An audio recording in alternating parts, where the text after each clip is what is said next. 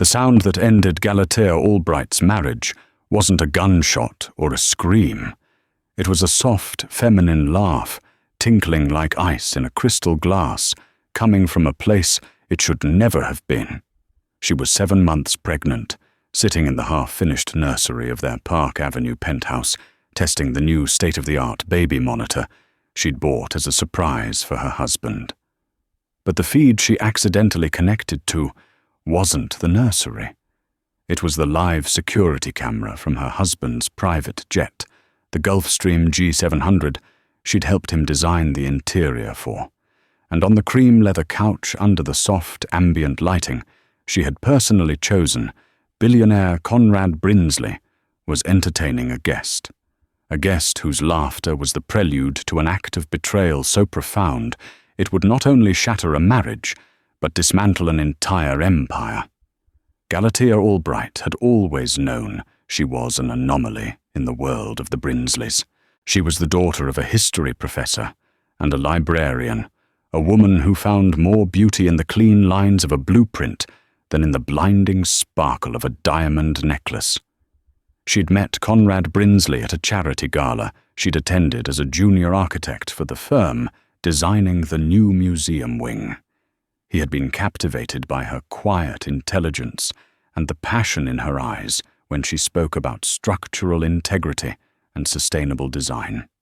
He was the golden heir to Brinsley Holdings, a global real estate and investment empire built by his ruthless father, William Brinsley. Conrad was handsome, charming, and possessed an easy confidence that came from a life utterly devoid of want or consequence. Their courtship had been a whirlwind of helicopter dates to the Hamptons' private viewings at Sotheby's and dinners in Paris. His family, particularly his mother Camille, had been politely horrified. In their eyes, Galatea was a commoner, a pretty but ultimately unsuitable accessory for their prized heir. They saw her master's degree from MIT not as an achievement, but as a quaint little hobby. The prenuptial agreement they'd pushed on her was thicker than a phone book, a document designed to remind her with every clause that she was a guest in their world, not a stakeholder. She signed it without argument, believing Conrad's love was the only asset she needed. For 5 years she played the part. She hosted flawless dinner parties, chaired the right charities, and learned to smile through the thinly veiled condescension of Camille and her circle of society swans. She loved Conrad, or at least the man he was when they were alone, away from the crushing weight of his legacy. She became his quiet confidant, the one person he could show a sliver of vulnerability to. He was obsessed with stepping out of his father's shadow, and his magnum opus was to be the Helios Project, a colossal, multi-billion-dollar mixed-use development on the west side of Manhattan. It was to be his legacy, a glittering testament to his vision. Galatea, with her trained eye, had tried to be a part of it. One evening months ago, he'd been looking over geological surveys for the Helios site. "The bedrock composition here is unusual," she'd remarked, peering over his shoulder. "This much schist and marble interlayering, especially with the proximity to the river. Have you run the deep soil stability models? The load-bearing calculations for the central tower might be optimistic." Conrad had patted her hand dismissively, a gesture he probably thought was affectionate. "Galatea, darling, don't worry your pretty head about it. We have the best engineers in the world. They said it's a non-issue, just requires a slightly deeper foundation pour. It's handled." She saw the report he was looking at from a firm called Geotechnical Solutions. She saw the section they'd flagged as a minor cautionary finding. Minor was not a word architects like to hear in conjunction with geology, but she let it go. He didn't want a partner. He wanted a beautiful, supportive wife, and so she had focused her creative energies on their life, on their soon-to-be-born son, and on creating a perfect home, which brought her to this moment. Friday, August 15th, Conrad was supposedly on a quick business trip to Chicago, a one-day affair to close a deal, He was due back late tonight. As a surprise, Galatea had the new nursery security system installed early. It was top of the line, capable of syncing with all their other household and personal devices through a central hub. While configuring the app on her tablet, she saw a list of available feeds: nursery, living room, penthouse entrance, and one she didn't recognize labeled simply G700 cabin. Curious thinking it was a system glitch, she tapped it. The image that filled her screen was crystal clear. It was the interior of their jet unmistakable. Conrad was there, his tie loosened, a glass of whiskey in hand. He wasn't alone. Across from him, curled into the plush leather, was a woman Galatea recognized instantly, Katerina Volkov, a Russian heiress whose family was as notorious as they were wealthy. She was a fixture in the society pages, known for her sharp beauty and even sharper ambition. She and Conrad were from the same tribe, the one Galatea could only ever visit. Galatea felt a cold stone drop in her stomach. Maybe it was a business meeting. A very, very casual one. She muted the sound from the television playing in the background, her hand trembling as she increased the volume on the tablet. William is being impossible about the budget for the Spire. Conrad was saying, his voice a low grumble. He doesn't understand that aesthetics are everything. The Helios project has to be a monument. Katerina laughed, the very sound that would become the soundtrack to the end of Galatea's world. Darling, your father only understands leverage and power. Just show him the numbers from the foreign pre-sales. He'll fold. She reached out her long, lacquered nails, tracing the line of his jaw. Besides, you have more persuasive talents. Conrad leaned in, capturing her hand and kissing her palm. Is that so? You convinced me, didn't you? Katerina purred, her voice dropping to an intimate whisper. And after all that talk about your delicate, pregnant little wife at home. The words hit Galatea like a physical blow. She couldn't breathe. Delicate, pregnant little wife. The description was so dismissive, so utterly contemptuous. It was how his mother spoke of her. It was how they all saw her. A fragile incubator for the next Brinsley heir. She watched, frozen in a rictus of horror, as Conrad leaned forward and kissed Katerina. It wasn't a fleeting peck. It was a long, slow, hungry kiss filled with a familiarity that spoke of months, not moments. He was not on his way to Chicago. The tablet's location data for the G700 feed showed it sitting on a private tarmac in Teterboro, New Jersey, having never left. The lie was as brazen as the infidelity. The world tilted. The soft grey paint of the nursery walls seemed to close in on her. The tiny assembled crib in the corner, a symbol of her most profound joy, now looked like a cage. Every shared laugh, every tender touch, every promise Conrad had ever made replayed in her mind, now tainted and grotesque. He hadn't just cheated. He had mocked her condition and the life they were supposed to be building. He had reduced her to an obstacle, a delicate thing to be managed while he lived his real life. The shock lasted for exactly 90 seconds. Then something inside her, something forged in the competitive fires of architecture school and hardened by 5 years of Brinsley condescension, snapped into place. The grief was there, a howling vortex in her chest, but it was immediately encased in a sheath of ice-cold, crystalline rage. She didn't cry, she did not scream.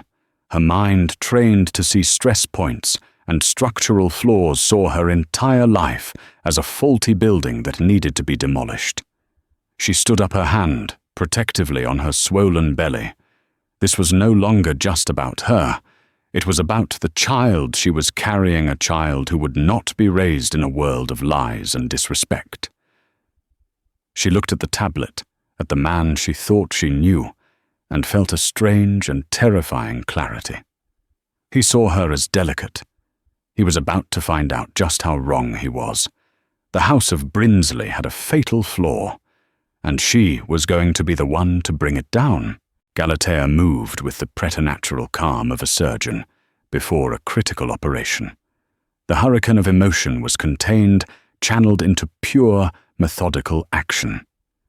She walked out of the nursery, closing the door softly behind her, as if to shield the room from the contamination of what was to come. She went into their master bedroom, a vast space of muted tones and floor-to-ceiling windows overlooking Central Park. It was a beautiful prison, and she was about to stage the most audacious escape in its history. She didn't pack a suitcase. That was what fleeing victims did. She was not a victim. She was an executioner. Instead, she walked to her private safe, hidden behind a minimalist painting. She entered the code and retrieved her personal documents, her passport, her original birth certificate, and a hard drive. This drive was her secret ledger, containing copies of every document she had ever signed related to the Brinsleys, including the infamous prenup, along with her own financial records and architectural portfolios, a life separate from the one they had curated for her. Next, she made 2 phone calls. The first was to Lena Petrova, her best friend from college. Lena was a fiercely loyal, brilliantly pragmatic journalist who had always viewed the Brinsleys with a healthy dose of suspicion. Lena Galatea said, her voice even and steady, betraying none of the chaos inside. "I need a favor. A big one." "Galatea, what's wrong? You sound strange." "I'm leaving Conrad. I need a place to disappear for a while. No questions, just a key and an address nobody knows." There was a stunned silence then. "My brother's old apartment, Tribeca. He's in Singapore for 6 months. It's empty. I'll meet you there in an hour. Galatea, are you okay?" "I will be." Galatea said, the certainty in her own voice surprising her. "I'll text you when I'm on my way." The second call was to a number she had been given by her father years ago for a rainy day. It was the direct line for Miss Harriet Shaw, a legendary divorce attorney known in New York, legal circles as the Shark in Chanel. She was notorious for dismantling the fortunes of arrogant husbands. "Harriet Shaw." The voice was brisk, no nonsense. "Miss Shaw, my name is Galatea Albright. My father, Professor Robert Albright, said I should call you if I ever needed the best. I need the best." There was a brief pause. "I remember your father, a brilliant man. I assume this is about Mr. Brinsley." "It is. I have irrefutable evidence of infidelity and financial deception. I will be vacating my marital home within the hour. I need to know what my first moves should be. Don't take anything that could be construed as a joint asset. Take only your personal effects documents and any gifts given to you before the marriage. Turn off the location tracking on your phone. Do not speak to your husband or any member of his family. Refer them all to me. I'll have a retainer agreement messengered to you wherever you are going. We'll meet Monday morning. Mrs. Albright. Hold on tight." "Thank you," Galatea said, and hung up. With her preparations made, she sat on the edge of her perfectly made bed and picked up her phone. She navigated to Conrad's contact number. Her thumb hovered over the call button. This was it. The point of no return. She took one deep, steadying breath, placed her hand on her belly, and pressed the button. It rang twice. "Galatea, hey, honey." Conrad's voice was smooth, casual, the voice of a man with nothing to hide. "I was just thinking about you. Bad turbulence over Ohio, can you believe it?" The lie was so effortless, it was almost impressive. Galatea's voice was devoid of all warmth, as flat and cold as a sheet of glass. "Where are you, Conrad?" He hesitated for a fraction of a second. "I just told you, sweetheart. Over Ohio, on my way to Chicago. Why is everything okay?" I'm looking at a live feed from the G700 Conrad. She said each word, a perfectly polished stone dropped into a silent pool. It's parked at Teterboro, and you are not alone. Say hello to Katerina for me. The silence on the other end of the line was absolute. It stretched for 5, then 10 seconds. Galatea could picture him perfectly, the blood draining from his face, the charming facade cracking to reveal the panicked mediocrity beneath. She heard a muffled sound, his hand covering the receiver, and a sharp, feminine gasp. Katerina. Galatea, listen to me. He finally stammered, his voice tight with panic. It's not what it looks like. It's a misunderstanding. Katerina and I were we were discussing a business deal. A business deal. Galatea repeated, her voice dripping with scorn. Is that what you call it when your tongue is halfway down her throat? Was it business when you referred to me as your delicate, pregnant little wife? Another choked silence. He was caught, utterly and completely. Baby, please, he pleaded, the arrogance replaced by a desperate wheedling tone she found repulsive. Let me come home. We can talk about this. We can fix this. Don't do anything rash. Think about the baby. Oh, I am, she said, and for the first time, a sliver of her monumental fury broke through the ice. I am thinking of nothing but this baby, which is why this is the last conversation you and I will ever have without lawyers present. What, Galatea, don't be ridiculous. He snapped, his fear now turning to anger. You can't be serious. Our life, our family. We don't have a family, she cut him off. We have a business arrangement that has just been terminated. You have breached every contract, spoken and unspoken. Consider this your official notice. You can't divorce me. He almost laughed, a hysterical, unbelieving sound. Galatea, have you forgotten the prenup you'll walk away with next to nothing? You'll be ruined. It was his final fatal mistake. The threat. The assumption that money was the only thing that mattered, the only weapon in his arsenal. Galatea actually smiled, a cold, grim curve of her lips. Conrad, she said, her voice now dropping to a near whisper, a tone of finality that chilled him to the bone. You built our life on a foundation of lies. I, on the other hand, am an architect. I know a thing or two about foundations. And I know that yours is fatally flawed. You're about to find out what it's like when everything you've built comes crashing down around you. Have your lawyer call Harriet Shaw. She hung up. She didn't block his number. She simply silenced it. Within seconds it began to vibrate incessantly. Conrad calling, then a text, then another, then a call from Camille Brinsley, then his father William. She ignored them all, slipping the phone into her purse. She stood up and took one last look around the opulent bedroom.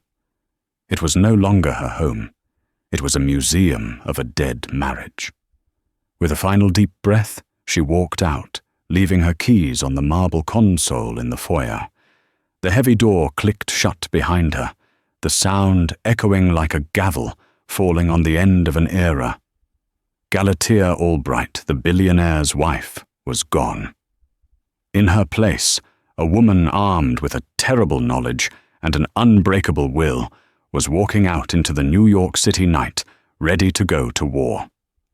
The first 48 hours were a blur of adrenaline and logistics. Lena was a rock, a whirlwind of quiet efficiency, who stocked the Tribeca apartment with food, prenatal vitamins, and burner phones, creating a sanctuary where Galatea could think. The media, sniffing a story, had already started camping outside the Park Avenue penthouse. Conrad, true to form, had released a statement through a publicist about his beloved wife taking a brief private rest before the birth of their child. The hypocrisy was breathtaking. On Monday morning, Galatea, dressed in simple black trousers and a silk blouse that didn't betray her wealth or her pregnancy, walked into the offices of Shaw and Associates. The firm occupied a sleek, minimalist space in the Seagram building, exuding an aura of expensive lethal competence. Harriet Shaw was exactly as her reputation suggested. In her late 50s, with sharp grey eyes and a presence that could curdle milk, she commanded the room from behind a vast mahogany desk. She listened without interruption as Galatea laid out the story, her narrative precise and unemotional. She presented a thumb drive containing the screen-recorded video from the jet's security feed. "The video is damning," Harriet said, her expression unreadable. "It's a clear violation of the infidelity clause. However, the Brinsleys will fight it. They will say it was a momentary lapse, and they will try to bury us in litigation until you are exhausted and broke." "The prenup is ironclad," she continued, pulling up a copy of the document on a large screen. "It essentially caps your settlement at a one-time payment of $5 million plus child support determined by the court. They'll give you that just to make you go away quietly." "I don't want to go away quietly," Galatea stated, her voice firm. "And I don't care about the $5 million. It's an insult." Harriet raised an eyebrow. "Then what do you want, Mrs. Albright?" "I want to ruin him." Galatea said the words, stark and brutal, in the quiet office.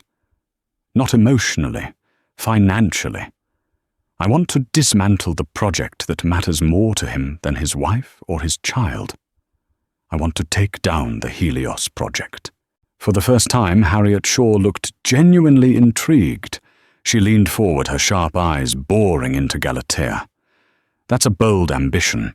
Brinsley Holdings is a titan. How do you propose to do that?" This was the moment.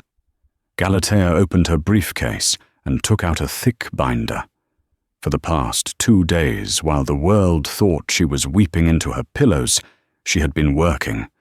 She had retrieved her old academic logins, accessed geological databases, cross-referenced city planning archives, and used her knowledge of architectural software to run preliminary models. "Conrad and his father see the Helios site as a gold mine. I see it as a catastrophe waiting to happen." She began. She opened the binder to the geotechnical solutions report Conrad had dismissed. They flagged this section on schist and marble interlayering as a minor issue. It's not. The specific type of schist on that site, the Manhattan schist, is notoriously unpredictable when subjected to the kind of deep earth drilling and immense concentrated pressure a super-tall skyscraper requires, especially when it's adjacent to a fault line, however minor and saturated by groundwater from the Hudson. She flipped through pages of charts, seismic data, and historical soil analysis. Their solution was a deeper foundation pour. That's like putting a Band-Aid on a gaping wound. It doesn't address the core problem potential for subsurface shearing. Under the immense weight of the central tower, especially during periods of heavy rainfall or minor seismic activity, the marble layers could effectively liquefy, causing the schist above to shift. The models I've run, even with limited data, show a potential for catastrophic foundational failure over a 20 to 30-year timeline. The building won't just lean, it could shear its own pilings. Harriet was silent, her gaze fixed on the data. She was a lawyer, not an engineer, but she understood risk. "This is compelling," Harriet admitted, "but it's your analysis against a team of engineers from a top firm. A firm that Brinsley Holdings has on a multi-million-dollar retainer," Galatea countered. "They have a vested interest in telling their client what he wants to hear. Conrad is rushing this. He's cutting corners to stay on an aggressive timeline and impress his father. He's arrogant enough to believe that money can bend the laws of physics." "So you leak this to the press?" Harriet asked. "No," Galatea said immediately. "They'd paint me as a scorned wife throwing baseless accusations. They'd bury my report under a mountain of their own paid experts. I can't fight him in the press. I have to fight him in the market. She took a deep breath. There is one person who hates William Brinsley more than anyone else in this city, Donovan Pierce. Donovan Pierce was old money, a ruthless, legendary investor who had been William Brinsley's primary rival for 4 decades. Their feud was the stuff of Wall Street law. Pierce is a predator, Harriet warned. He'll eat you alive. He might, Galatea agreed.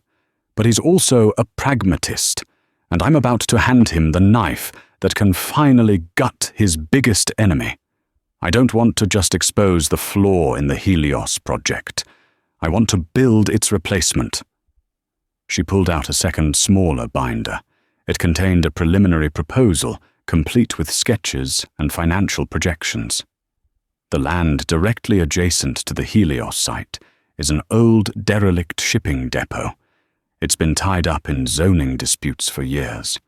If someone with enough leverage could clear the red tape, it's a prime location. But instead of one massive high-risk tower, you build a smarter, more sustainable multi-use development. A green campus with residential, commercial, and public spaces that integrates with the city instead of dominating it. It would be safer, more profitable in the long run, and could be built faster. If we announce this project backed by someone like Pierce, and quietly short Brinsley Holdings' stock using the geological data as our justification, the market will get nervous. Investors will start asking questions. Independent analysts will run their own geologicals. The truth will come out not from me, but from them. By the time the Helios Foundation shows its first stress fracture, we'll already own the future of the West Side. Harriet Shaw leaned back in her chair, a slow, predatory smile spreading across her face. She looked at the pregnant woman sitting across from her, a woman who had weaponized her intellect, her pain, and her intimate knowledge of her enemy's hubris. She wasn't just a scorned wife. She was a queen planning a coup. Mrs. Albright, Harriet said, her voice filled with a newfound respect. Let me make a call. I believe Mr. Pierce will be very interested in meeting the architect of his rival's demise. The meeting with Donovan Pierce took place in the hushed cathedral-like silence of the New York Public Library's private Astor reading room. The air smelled of old paper and lemon polish. Pierce, a man who seemed carved from granite, and impatience did not offer pleasantries. He sat opposite Galatea at a long, dark wood table, his sharp eyes dissecting her, searching for the slightest hint of emotional instability or feminine hysteria weaknesses he could not afford. For a full, uninterrupted hour he listened. Galatea laid out her case, not as a plea, but as an ironclad business proposition. She presented the geological data, her advanced structural stress models, and the fatal hubris of the Brinsleys, which she framed as a predictable market vulnerability. She never once mentioned her broken heart or Conrad's betrayal. She spoke of risk analysis, market opportunity, and return on investment. When she finished, he was silent for what felt like an eternity, his gaze unwavering. This is an extraordinary claim. Ms. Albright, he rumbled, his voice low and gravelly. You're asking me to wage a multi-billion-dollar war against William Brinsley based on your architectural intuition and his son's romantic indiscretions. No, Mr. Pierce, Galatea corrected him, her voice steady and cool.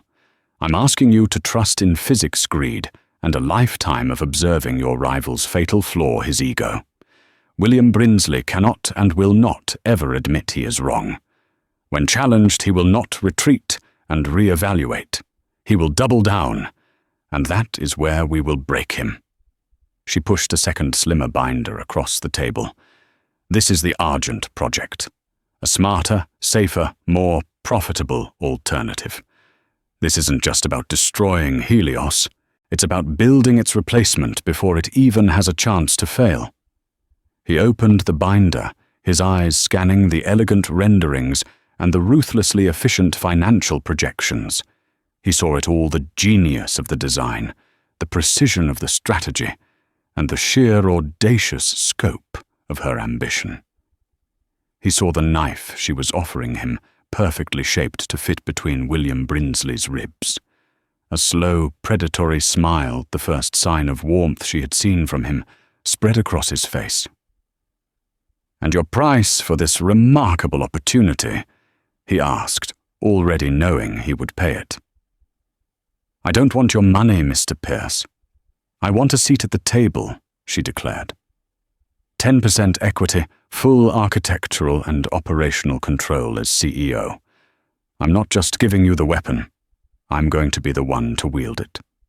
He looked at her, then truly looked at her, and saw not a scorned wife, but a queen leading a coup.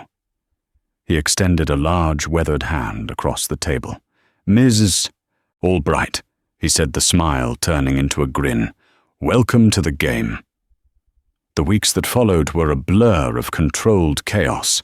Ethelred Developments was born its name, a subtle nod to an old English king, Ethelred the Unready, who was perpetually underestimated by his enemies to their ultimate peril. Galatea, now 7 months pregnant, moved with the ferocious energy of a woman with a finite amount of time. She assembled a lean, brilliant team of industry outsiders and hungry young talents who were drawn to her vision and the chance to take on a titan. Pierce's machine worked in the background, clearing political and financial hurdles with breathtaking speed. The derelict shipping depot was acquired, permits were fast-tracked, and a formidable war chest was amassed. Ethelred Developments announced the Argent project at a sleek, heavily publicized press event. The architectural world was stunned by the elegance and innovation of the design. The financial world was electrified by the bold, direct challenge to Brinsley Holdings, backed by the legendary Donovan Pierce. The Brinsley's public reaction was a performance of theatrical disdain. William Brinsley told a reporter it was a desperate and rather pathetic move by a disgruntled party. Conrad, in an interview with the Wall Street Journal, delivered the line that would come to haunt him.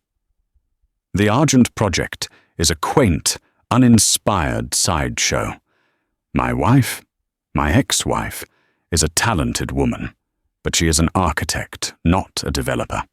This is a sad, desperate attempt to remain relevant." His condescension was a gift. He had publicly underestimated her, framing the battle as one between an emotional woman and a powerful man. It was a narrative Galatea would methodically dismantle brick by brick. The war was fought on 2 fronts. The first was the earth and steel of the west side. Galatea was a constant presence at the Argent site, her pregnant belly prominent beneath her hard hat. She commanded the respect of the construction crews and engineers because she knew their language understood the load-bearing capacity of a steel beam and could read a complex schematic as easily as a novel. Her site was a model of order and cutting-edge technology. Drones monitored progress, safety records were impeccable, and morale was high. It stood in stark, silent judgment of the Helios site next door, from which rumors of chaos cut corners and rising tensions had already begun to leak. The second front was the sterile, airless conference room of the depositions. Conrad's legal team, led by the smug Robert Geller, tried to break her. They subjected her to grueling 10-hour sessions, probing into the most intimate details of her marriage, trying to paint her as a manipulative gold digger. Conrad was forced to sit there through it, all his face a mask of simmering fury. During one particularly brutal session, Geller leaned forward. "Isn't it true, Mrs. Albright, that your entire company, this entire Argent project, is nothing more than an elaborate and vindictive scheme to damage the man who was so generous to you for so many years?" The room was silent. Harriet Shaw subtly shook her head, warning Galatea not to take the bait. But Galatea didn't look at Harriet. She looked directly at Conrad, her gaze clear and unwavering. "Mr. Geller," she said, her voice calm and devoid of malice, My husband's generosity was a gilded cage. I am not in the business of spite. I am in the business of building things that last. A flicker of something shock, maybe even shame, crossed Conrad's face before it was buried under a wave of anger. She had not only answered the question, she had delivered her verdict on him, on his project, on his entire legacy. 2 weeks before her due date, after a marathon session, finalizing the second-stage financing for Argent, Galatea went into labor. She gave birth to a healthy 7-pound baby boy. In the quiet of the private hospital room, she held him in her arms and named him Nicholas. Looking at his tiny, perfect face, she felt the last vestiges of vengeful fury melt away, replaced by a love so fierce and protective, it redefined her entire mission. This was no longer about tearing Conrad down. This was about building a better, safer, more honest world for her son. A bouquet of impossibly expensive white orchids arrived from Conrad with a note requesting a visit. She had the flowers sent to the nurse's station and had her assistant inform his lawyer that any visitation requests would have to be submitted through the proper court channels. The rules of the Brinsleys no longer applied. As she prepared to leave the hospital with Nicholas, her world now centered on this small, warm bundle in her arms, her phone buzzed with the news alert that would signal the beginning of the end. The independent insurance report had been released. The first undeniable crack had appeared in the foundation of the House of Brinsley, and Galatea, holding her son, knew she had already built her own on solid rock. The first domino fell not with a crash, but with the quiet, authoritative weight of a published report. Galatea was in a weekly planning meeting, reviewing thermal imaging data from the Argent project's curtain wall installation, when a discreet notification lit up her tablet. It was a lead story from the Wall Street Journal, Helios Project Insurability, questioned after damning geological survey. Her breath hitched. She calmly excused herself, stepped into her private office, and read the article, her heart beating a steady, heavy rhythm against her ribs. It was all there. A small independent firm, hired by a nervous consortium of insurance underwriters, had refused to sign off. The report cited significant and alarming subsurface instability and a high probability of long-term foundational shearing. They demanded a complete halt to construction and a foundational redesign that would take at minimum a year and cost hundreds of millions. A cold, clean wave of vindication washed over her. It wasn't triumph or glee. It was the quiet, profound satisfaction of a mathematician seeing a complex proof finally resolve. She had been right. Physics and geology, the immutable laws Conrad believed he could bend with money, had rendered their verdict. The Brinsleys' response was swift and apoplectic. William, his face a mask of puce rage, held a televised press conference. He stood at a podium flanked by a grim-faced Conrad and decried the report as a cowardly act of corporate sabotage orchestrated by our rivals. He called the surveyors hired guns and announced with a defiant roar that Brinsley Holdings was so confident in the project that he was not only accelerating the construction timeline, but was also personally guaranteeing the initial bonds. "The vultures are circling," he spat into the microphones, "but the House of Brinsley is not so easily brought down." Watching the broadcast from her office, Galatea felt a chill. She saw the desperation behind the bravado. He was doubling down on a losing hand, fueled by pure ego. Beside him, Conrad looked pale and strained his eyes, darting nervously. The easy confidence was gone, replaced by the haunted look of a man beginning to understand that the ship was sinking. While they were shouting at the world, Galatea sent a single calm directive to her own project manager. Maintain all safety protocols. No rush. We build it right, or we don't build it at all. The contrast between the two sites became a running story in the city's media. The Helios site was a frantic, chaotic hive of activity, running 3 shifts a day. News reports began to surface about union complaints and safety violations. Meanwhile, the Argent project site was a model of calm efficiency. Drones zipped through the air, monitoring progress. Robotic welders worked with tireless precision, and every stage was meticulously documented and signed off. Galatea's company was celebrated for its transparency and innovation. The Forbes feature, The Architect of Change. How Galatea Albright is remaking the Manhattan skyline and rewriting the rules. Solidified her new public identity. She deftly sidestepped questions about her divorce, redirecting every interview back to the principles of sustainable design and ethical business. She was no longer just a wronged wife. She was a visionary, and she was winning. Behind the scenes, the legal battle for the divorce raged on a war of 1,000 paper cuts. Conrad's lawyers grew more vicious filing motions, accusing her of corporate espionage and of being an unfit mother due to her demanding work schedule. Harriet Shaw met every attack with a surgeon's precision, dismantling their claims with cold, hard evidence of Galatea's meticulous planning and devotion to Nicholas. During the final discovery phase, Harriet called Galatea for an urgent meeting. On her desk, she laid out a series of bank statements and encrypted emails. "We found it," Harriet said, her voice grimly satisfied. The files proved beyond any doubt that Conrad had used a shell company funded by marital assets to pay a $2 million bribe to a city planning official, ensuring an early zoning variance for the Helios site was approved without a full environmental impact review. It was a criminal act. "We could send him to prison with this," Harriet stated.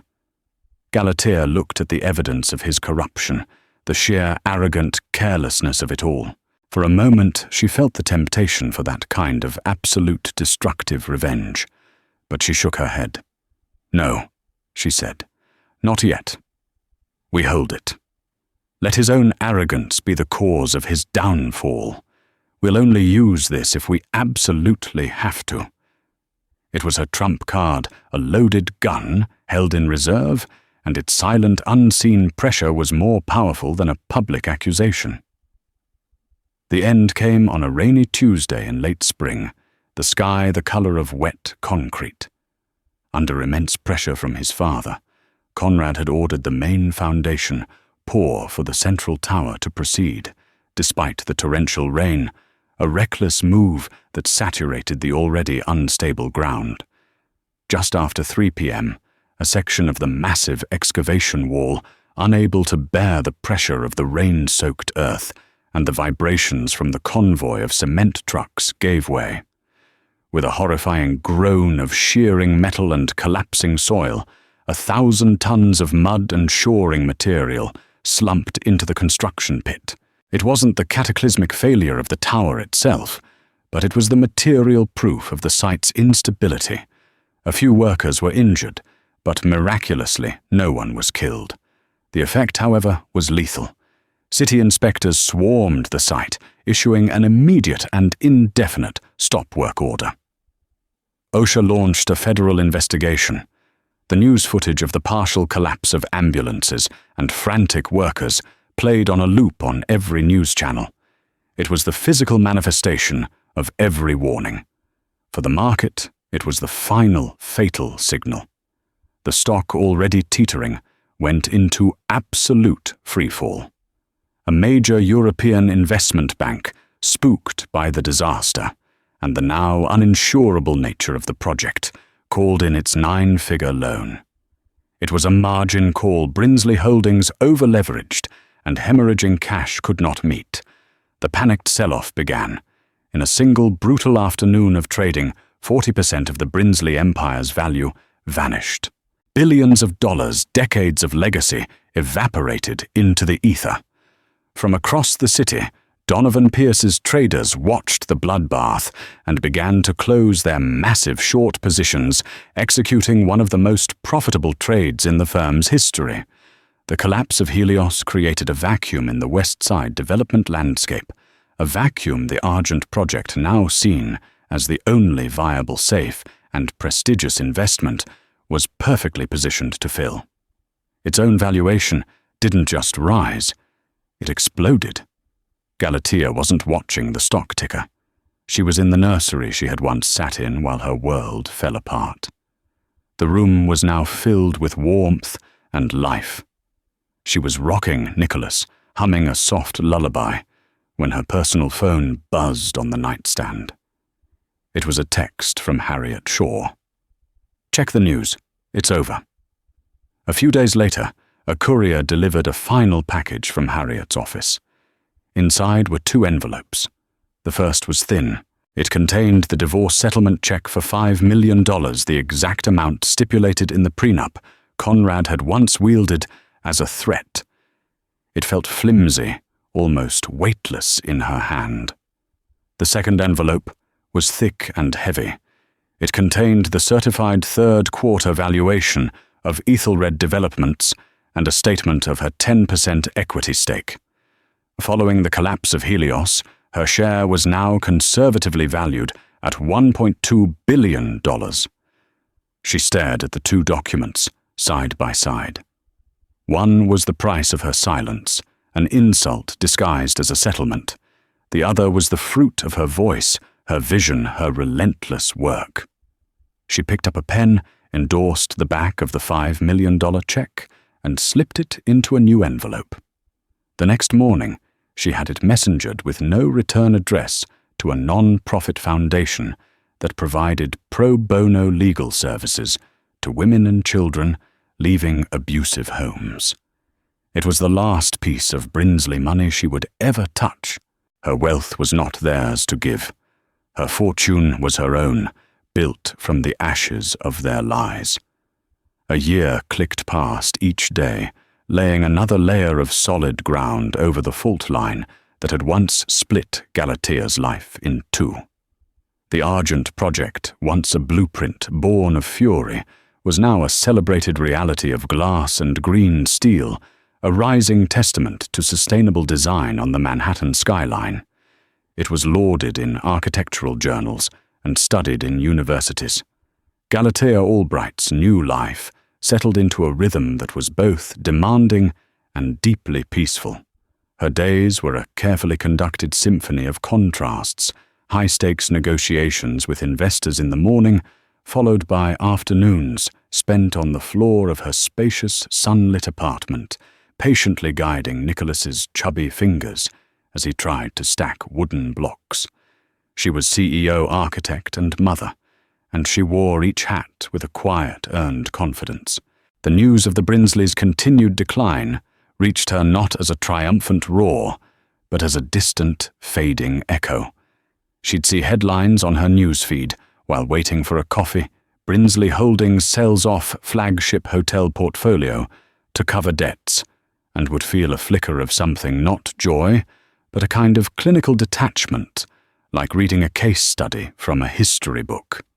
William Brinsley, the patriarch who had once looked at her as if she were dirt on his shoe, had been unceremoniously ousted from his own board and had retreated into a bitter, self-imposed exile in his Hamptons estate. Conrad, she heard through the legal grapevine, was trapped in a purgatory of civil litigation from furious Helios project investors. The district attorney's office was slowly, methodically building a criminal case around the bribery charges. The golden heir was now a pariah, his name a cautionary tale whispered at the galas he could no longer attend. His easy charm had curdled into a permanent scowl, seen only in paparazzi photos of him leaving his lawyer's office. Their former Park Avenue penthouse, a place she once thought of as the pinnacle of her life, had been sold at a loss to a tech billionaire. Galatea felt no satisfaction in this, only a profound sense of finality. Their world and the man who ruled it had simply ceased to be relevant. She saw him one last time on a grey Tuesday in November. A sudden cold rain had begun to fall, and she ducked into a small, unassuming cafe in the West Village to escape the downpour, her mind preoccupied with a structural equation for a new project. The cafe was warm and smelled of roasted coffee beans and wet coats, and there he was, sitting alone in a corner booth, staring into a ceramic mug with both hands wrapped around it as if for warmth. For a disorienting second, she didn't recognize him.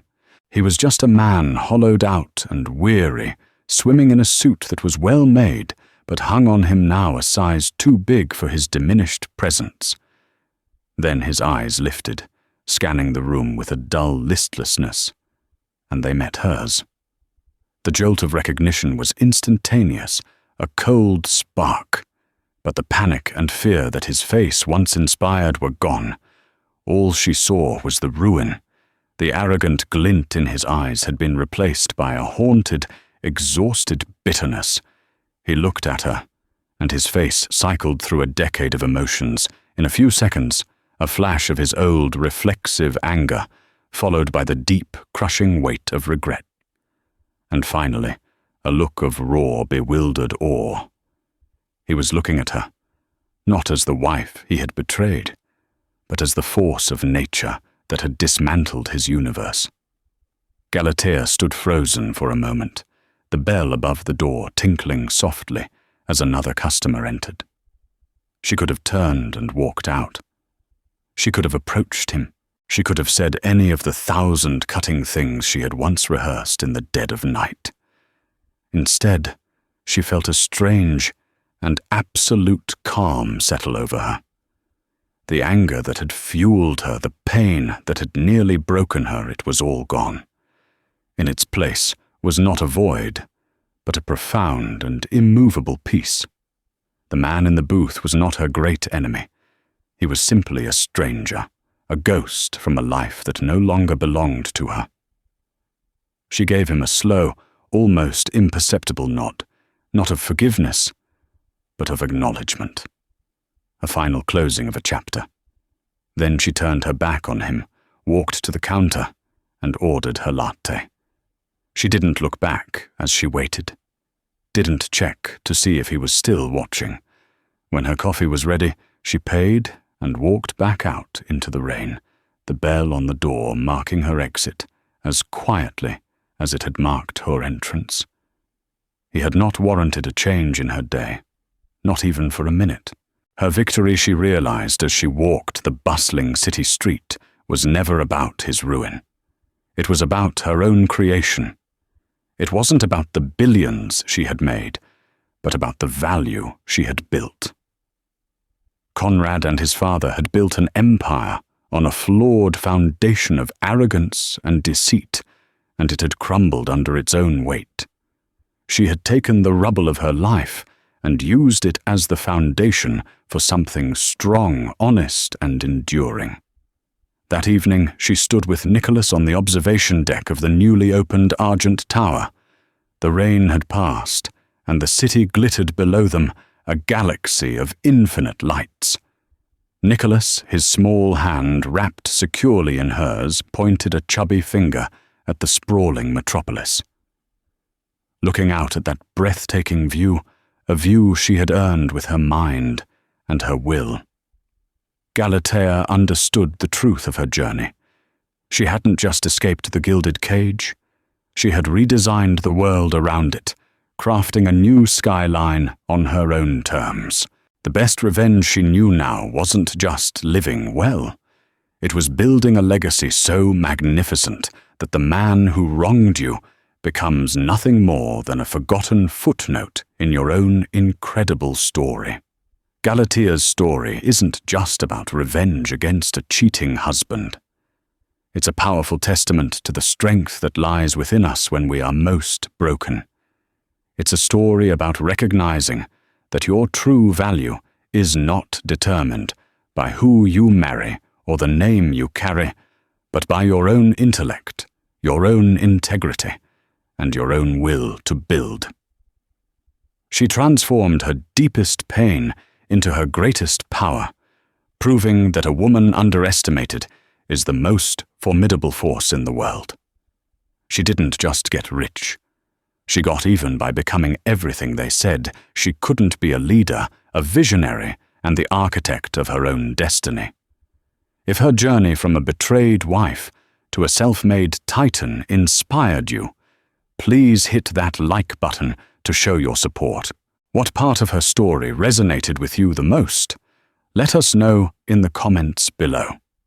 And don't forget to share this video with someone who needs a reminder of their own strength. For more incredible stories of resilience and empowerment, make sure you subscribe to our channel and turn on notifications. You won't want to miss what's coming next.